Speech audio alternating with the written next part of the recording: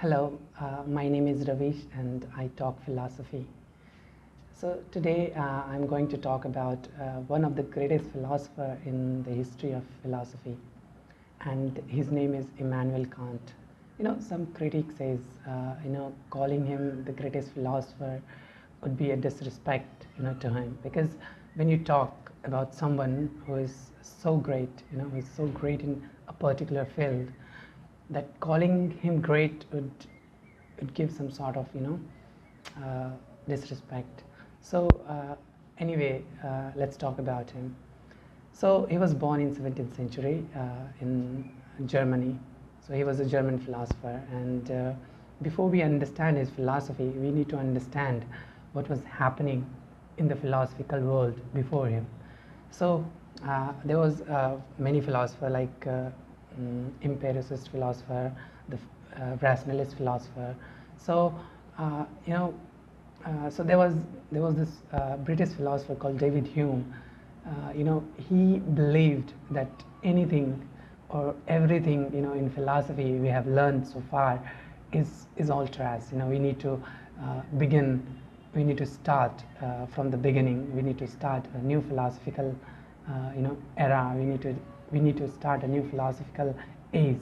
We need to start a different philosophy. So his entire idea was driven on the basis of empiricism, which he believed that all knowledge is ultimately driven from experience and experience alone.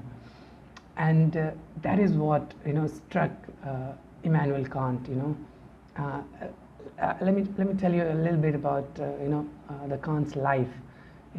Actually, you'd be surprised to know that Immanuel Kant was a person who would never go out of his house. Like, he never went out of his house. He would stay in his home, and he has a proper routine. He would follow a proper routine in a proper time. He has a particular time table, like even for a walk. If you go out for a walk, he has a particular time that in that particular time he would go for a walk. So everything was very consistent in his life, and no wonder why he became a greatest philosopher.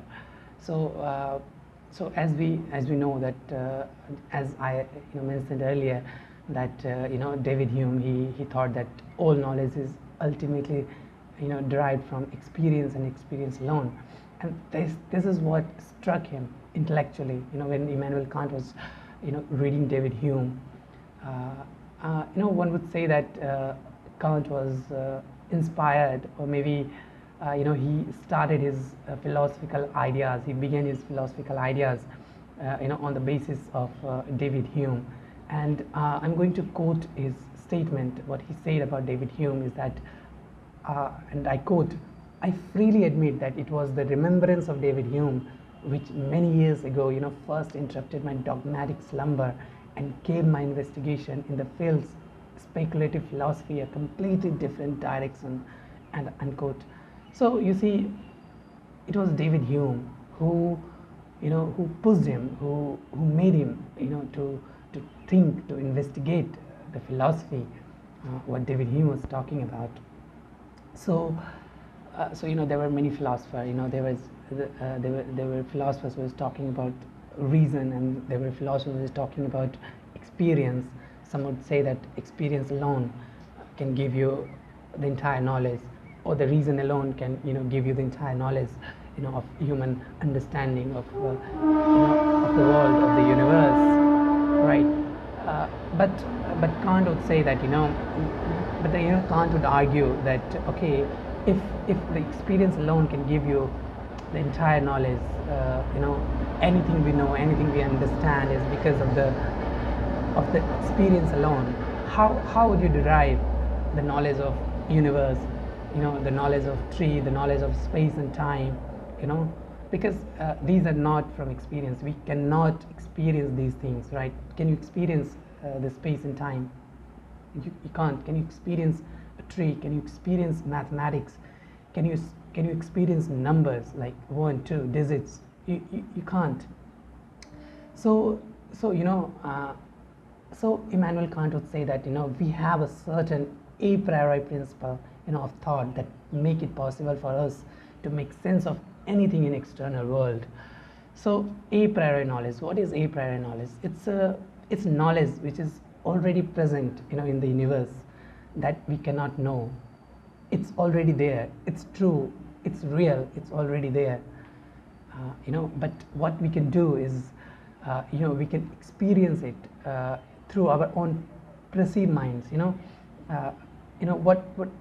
So Kant would say that, like anything we know about the outside world is the way we perceive the world that is beyond our experience. Like outside world, the external world, it's not something that we can know for sure, that we can know for certain, but what we can do is we can simply try to perceive the world, through our minds. And it's very amazing the way Immanuel Kant, would have written treatise, on this, on the mind, on the faculty of mind. He has written the Critique of Pure Reason, the Critique of Knowledge, and there are three. So you can check out, and he talk about his, the faculty of human mind, the how we experience the world, how we understand. And he would say that, if you understand the mind, if you understand the human brain, the function of how we understand things, then we can understand about the world. But he would also say that, there is a world, that we cannot understand. There is a world that is not possible for us to understand. So yeah, like David Hume would say that everything, like cause and effect, everything we understand, because of the causality. Like for instance, if you switch on the bulb, then the bulb turns on, right? So there is a causal effect there, because we switched on, that's why we saw the bulb, got the light. So anything we understand, anything we understand, about the world is because of the causality. And that's where Immanuel Kant would come and say that, this causality, anything we know, this cause and effect exists as a part of our human experience. This is simply a human experience, and the outside world, the external world, it's something which cannot be known, which cannot be understood, which cannot be, experienced. So anyway, we'll talk about more about Immanuel Kant, in next videos. Till then, bye bye, take care.